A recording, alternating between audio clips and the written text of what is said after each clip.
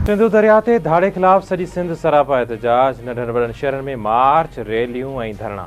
तकरारी केनालनि जे ख़िलाफ़ सिंधु दरिया बचायो कमेटी जे सॾ ते ज़ैन शाह ऐं सफदर अब्बासी जी अॻवानी में सकरनि खां निकितल बेदारी मार्च पंहिंजे मंज़िल हैदराबाद पहुची विया।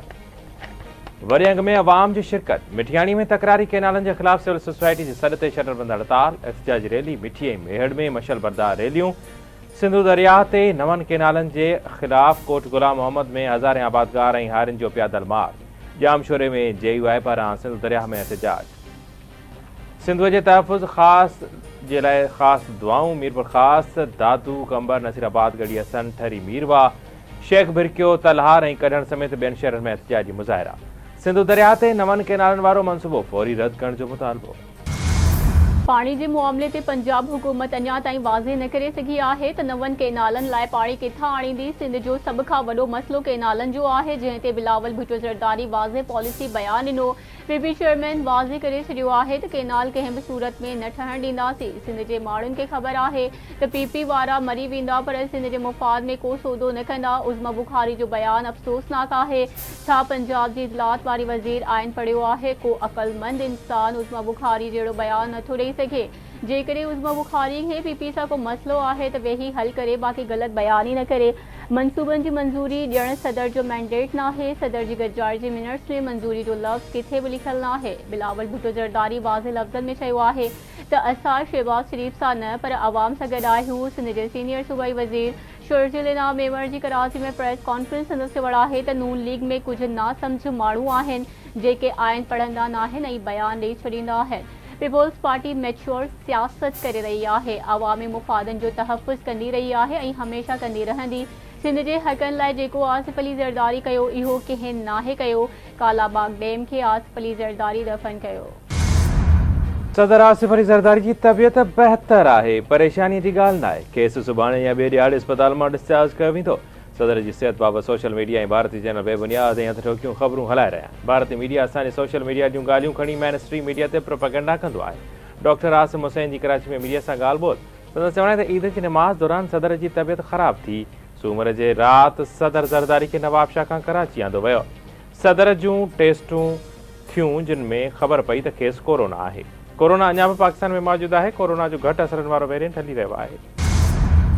मुल्की मईशियत दुरुस्त रस्ते ते गामज़न आहे। मुल्क में मुआशी इस्तेहकाम अची चुको आहे। मुआशी इस्तेहकाम खे हाणे जिटादार मुआशी इस्तेहकाम में बदिलाइणो आहे। नाले जे ज़ख़ीरनि में 32% इज़ाफ़ो थियो आहे। सीड़पकारनि जो एतमाद बहाल थियो आहे, पर मुल्क में सीड़पकारी खे हथी वठाइणु ज़रूरी आहे।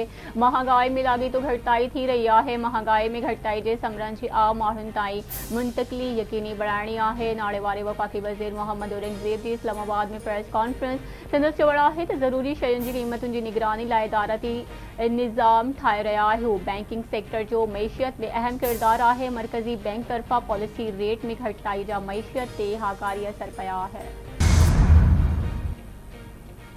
पाकिस्तान में IMF मिशन 30 खातनि सां कारकर्दगी बहितर बणाइण लाइ ॻाल्हियूं कंदो। नाणेवारी वज़ारत जे ज़रियनि मूजिबि IMF 2 महीननि में पाकिस्तान अंदरि गवर्नेंस में बहितरीअ लाइ ॿियो मिशन उमाणियो आहे। IMF मिशन नाणेवारी वज़ारत, स्टेट बैंक ऐं FBR सां ॻाल्हियूं कंदो।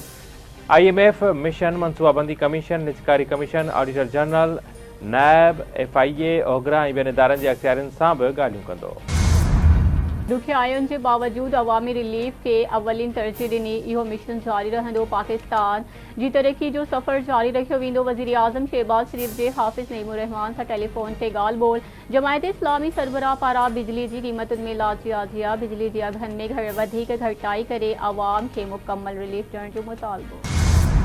PP चेयरमैन बिलावल भुट्टो ज़रदारी जी गरी ख़ुदा बख़्श अहमद, क़ाइद इमाम शहीद ज़ुल्फ़िकार अली भुट्टो समेत ॿियनि शहीदनि जे मज़ार ते हाज़िरी, गुलनि जी चादर चाढ़े दुआ घुरियाई। People's party chairman Bilawal Bhutto Zardari जमहूरियत जे शहीदनि खे भेटा पेश कई। शिकारपुर मां को बि अगवा नाहे थियो। घोटकी मां हिक खे अगवा कयो वियो। कश्मोर मां राजेश खे केतिरा ई महीना अॻु अगवा कयो वियो हो। कस्टम जा 3 अहलकार बि अगवा थियल आहिनि। पीपल्स पार्टी जी मरकज़ी क़यादत जी हिदायतुनि ते मुतासिर इलाइक़नि में अमन क़ाइमु कयो वेंदो। शिकारपुर पुलिस मां मुतमइन आहियूं। अवाम खे एतमाद में वठी कश्मोर में अमन क़ाइमु कंदासीं। कश्मोर में धाड़ेलनि ख़िलाफ़ सख़्त कार्रवाई कई वेंदी। को बि क़ानून खां मथां नाहे। सिंध जे घरू वज़ीर ज़ियाउल हसन लंजवार जी कश्मोर में मीडिया सां ॻाल्हि ॿोल। मीरपुर ख़ास जे मेयर अब्दुर्रऊफ़ गौरी के भाउ PTI के अलविदा कंदे पीपल्स पार्टी में शमूलियत अख्तियार करे छड़ी। सदर आसिफ अली ज़रदारी समेत समूरी पार्टी क़यादत एतमाद जो इज़हार। अब्दुल गनी गौरी सूबाई वज़ीर ज़ुल्फ़िकार अली शाह ऐं मेयर मीरपुर ख़ास की मौजूदगी में पीपल्स पार्टी में शमूलियत अख्तियार कई। अब्दुल गनी गौरी चयो त पीपल्स पार्टी संदसि घर आहे, वापसि पंहिंजे घर अची खेसि ख़ुशी थी आहे। मेयर मीरपुर ख़ास चयो त अब्दुल गनी गौरी खे ग़लति तरीक़े सां साज़िश तहत PTI में शामिल करायो वियो हो। PTI जे मक़ामी क़यादत मीरपुर ख़ास मां हिकु वार्ड बि खटे नथी सघे।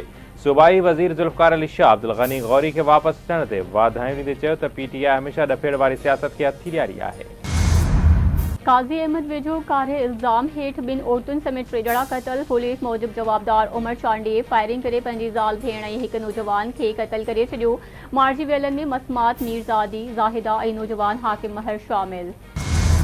कश्मीर भरिसां गेलपुर जे कचे में मग़विन जी बाज़ियाबी लाइ पुलिस जो ऑपरेशन। पुलिस ऐं ॾुआरनि में मुक़ाबिलो, हिकु ॾुआरी जे मारिजण जी दावा, 3 जवाबदार ज़ख़्मी। ज़रियनि मूजिबि मुख़्तलिफ़ थाणनि जी पुलिस जो APC चैन बख़्तरबंद गाॾियुनि जी मदद सां कचे में ऑपरेशन। ज़रियनि जो चवण आहे त मुक़ाबले में हिकु ॾुआरी पप्पू शर मारिजी वियो, 3 ॾुआरी ज़ख़्मी थिया आहिनि।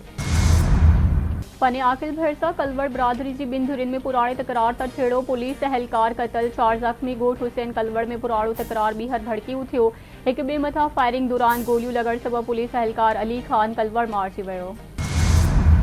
ख़ैरपुर में ॿारनि जी ॻाल्हि तां जवाबदारनि पोरियत खे क़तल करे छॾियो। एक्सेशन थाणे जी हद में जवाबदारनि सिरोटा हणी पंहिंजे सोट आसिफ अली मंगी खे मुबैना तौरु क़तल कयो।